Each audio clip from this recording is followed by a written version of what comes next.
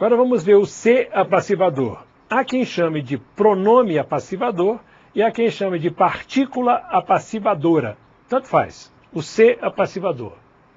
Sujeito não começa com preposição, você tem que ter certeza disso. E advérbio não pode ser sujeito. Repete comigo, porque você tem que gravar isso, você tem que saber de qualquer jeito. Nós já vimos lá atrás na primeira aula de sujeito. Sujeito não começa com preposição. Advérbio não pode ser sujeito. Sujeito não começa com preposição. Advérbio não pode ser sujeito. Mais uma vez, sujeito não começa com preposição. Advérbio não pode ser sujeito. Então, vamos partindo desse pressuposto. Veja só.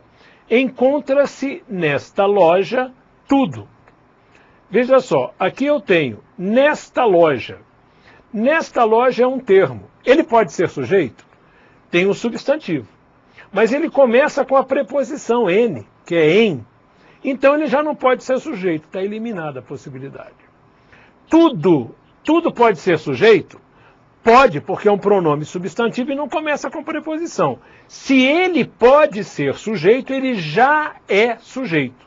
Tudo é o sujeito. O tudo pratica ou recebe a ação de encontrar? O tudo encontra ou ele é encontrado? Ele é encontrado, ele recebe a ação. Então é um sujeito paciente. Né? Por isso que isso aqui é chamado de voz passiva pronominal ou sintética. O se é, então, pronome apassivador ou partícula apassivadora. Basta você achar um sujeito que ele vira pronome apassivador. Buscou-se um consenso desde o início. Você tem o verbo na terceira pessoa mais o se, não é verdade? Você tem a expressão desde o início, pode ser sujeito? É substantivo, mas começa com a preposição desde. Então isso aqui não pode ser sujeito.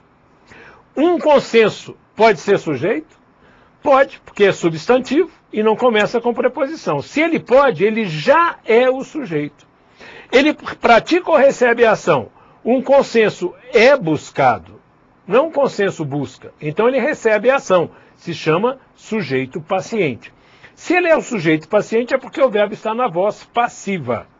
Né? E esse se é uma partícula apassivadora ou um pronome apassivador. Tá? Então você tem que estar com o verbo na terceira pessoa mais o se para você identificar. Terceira pessoa mais se mais sujeito, você tem esse se, partícula apassivadora ou pronome apassivador. Entendido? Muito bem. Então você tem uma voz passiva aí. Terceira pessoa mais se mais sujeito, você tem uma voz passiva.